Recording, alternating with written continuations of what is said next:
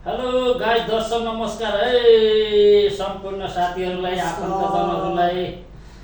आज हाम्रो काका भतिजको ठ्याक्कै 1 वर्ष 1 दिन ठ्याक्कै 1 वर्ष 1 दिनपछि भेट भएको छ। आज एकदम खुसी छु, एकदम ह्याप्पी छु होइन म। 1 वर्ष 1 दिनपछि भेट भएको काका भतिजको। के गर्ने साथीहरू, परदेशी जिन्दगी यस्तै छ। अब बस्न त सँगै बसिन्छ, एउटै कोठामा सँगै खाना खाइन्छ, तर भेटघाट चाहिँ हुँदैन। वर्ष दिनपछि बल्ल आज भेटघाट भयो, एकदम खुसी छु।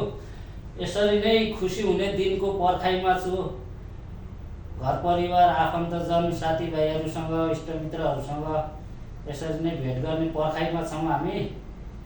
भर्खर 1 वर्ष 1 दिन भयो, अझै 2 वर्ष बस्नु छ। ठ्याक्कै 3 वर्ष पुऱ्याएर आउने प्लान छ गाइज। नमरी बाँचे कालैले साँचे, भेट भइहाल्छ हाम्रो। आफन्तजन, घर परिवार, इष्टमित्र सबैसँग यसरी नै भेट्ने पर्खाइमा छु। हजुरहरूले पनि माया गर्नु, यसो लाइक कमेन्ट गरिदिनुहोस् है, सम्झिँदै गर्नुहोला हामीलाई। सम्झिँदै गर्नुहोस्।